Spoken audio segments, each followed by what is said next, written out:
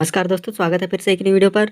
दोस्तों आज हम लेकर आए हैं बीकॉम थर्ड ईयर एग्जामिनेशन 2022 के जो है मोस्ट इम्पॉर्टेंट क्वेश्चन, चूँकि हैं जीएसटी गॉड सर्विस टैक्स के इम्पॉर्टेंट क्वेश्चन हैं, वो भी फाइनल ईयर के। ओके, तो वीडियो को बिना स्किप के अंत तक देखिएगा फ्रेंड, और चैनल पर पहली बार आए तो प्लीज़ सब्सक्राइब जरूर कर लीजिएगा। और क्वालिटी अगर आपको जो है वीडियो की समझ में नहीं आ रही होगी तो आप जो है ऊपर से सेटिंग से आप बढ़ा लीजिएगा। ओके, क्योंकि जो है क्वालिटी आपको जो है डाउन दिख रही होगी, तो आप प्लीज़ ऊपर से क्वालिटी बढ़ा लीजिएगा, ठीक है। फ्रेंड, ये बहुत ही ज़्यादा इम्पोर्टेंट कई बार पूछे जाने वाले प्रश्न हैं, तो हो सकता है फ्रेंड कि आपके जो है एग्ज़ाम आने वाले एग्ज़ाम पे आ सके, इसलिए हमने जो है इम्पोर्टेंट क्वेश्चनों को लाया है। हम ये नहीं कह सकते कि जो है 100% यही प्रश्न पूछे जाएंगे, ठीक है।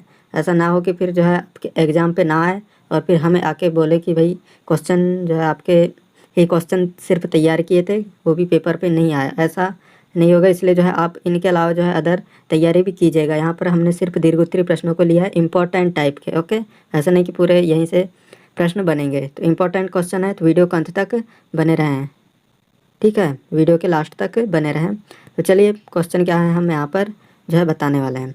पहला प्रश्न आ जाता है, जीएसटी को अपनाए जाने के कारण समझाइए। जीएसटी को अपनाए जाने के कारण यहाँ पर स्पष्ट करना है। दूसरा प्रश्न है, आपूर्ति क्या है, इसका क्षेत्र समझाइए। ओके, आपूर्ति के मूल्य निर्धारण के नियम आपको समझाना है। वेरी इंपॉर्टेंट प्रश्न, कई बार परीक्षाओं में पूछे जाते हैं, ठीक है।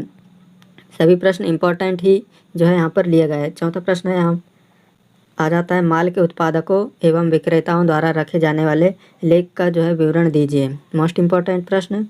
और यहाँ पर पांचवा प्रश्न आ जाता है, जीएसटी अधिनियम में जॉब वर्क संबंधी प्रावधान को आपको जो है समझाना है। ओके, वेरी इंपॉर्टेंट प्रश्न।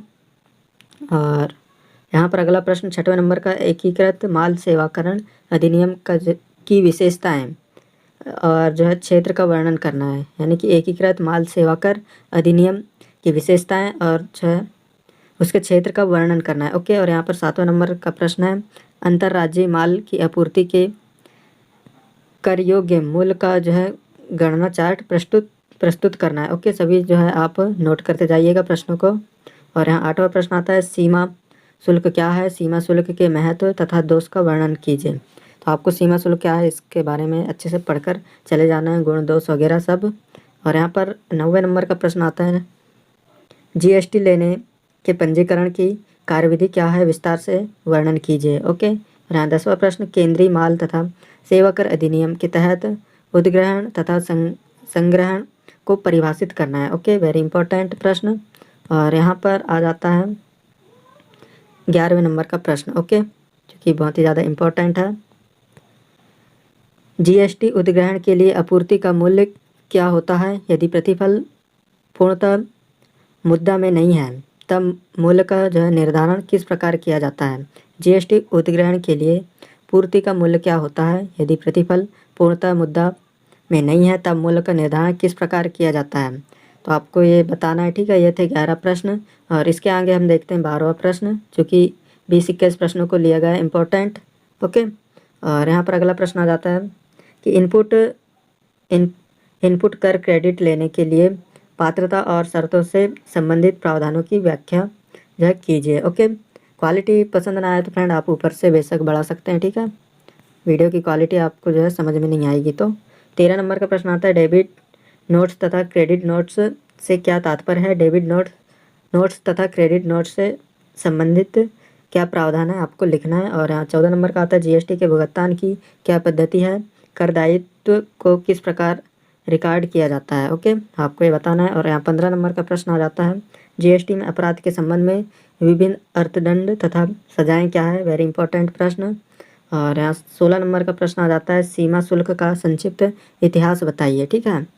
और यहाँ पर टिप्पणी लिखने को आया है कि साख पत्र और लदान बिल क्या है, आपको जो है टिप्पणी लिखना है। 18वें नंबर का प्रश्न, जीएसटी को क्यों लाया गया, इसके गुण दोष लिखिए। ओके, और यहाँ पर 19 नंबर का प्रश्न आ जाता है, सीमा शुल्क के अंतर्गत निम्न को समझाइए। तो आपको माल, सेवाएं, पूंजीगत माल एवं पंजीकृत व्यक्ति, इसके बारे में जो है आपको समझाना है सीमा शुल्क के अंतर्गत।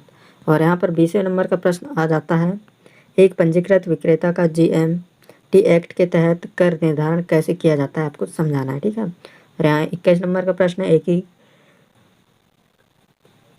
एकीकृत वस्तु एवं सेवा कर का एक परिचय दीजिए, इसका क्षेत्र लिखिए। ओके, वेरी इंपॉर्टेंट प्रश्न है। और दोस्तों प्लीज़ लाइक सब्सक्राइब वगैरह कर दीजिएगा, क्योंकि जब वीडियो बनाने में भी काफ़ी मेहनत लगती है। अगर आप लाइक सब्सक्राइब कमेंट करते हैं तो हमें जो है और वीडियो बनाने की जो है इच्छा होती है। ठीक है, 22 नंबर का प्रश्न, वस्तु एवं सेवा कर के अंतर्गत विभिन्न छूटों पर एक संक्षिप्त क्षेत्र लिखिए। ओके, और यहाँ 23 नंबर का सबसे लास्ट प्रश्न है यहाँ पर कि उपकार से आप क्या समझते हैं।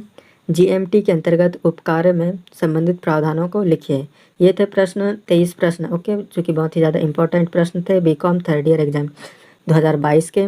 और दोस्तों कमेंट करके बताइएगा कि अगला वीडियो जो है किस विषय पर लाया जाए। ओके, और वीडियो पसंद आए तो वीडियो को लाइक कीजिए और इसी तरह की वीडियो देखने के लिए सब्सक्राइब कीजिए। और जो है सभी प्रकार के मॉडल पेपर इस चैनल पर अपलोड होते हैं, तो आप देखना ना भूलें और सब्सक्राइब जरूर कर लें। वीडियो देखने के लिए धन्यवाद। मिलते हैं अगले वीडियो पर। Thanks for watching.